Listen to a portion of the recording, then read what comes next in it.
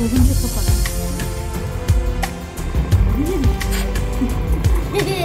Niye ettin oğlum?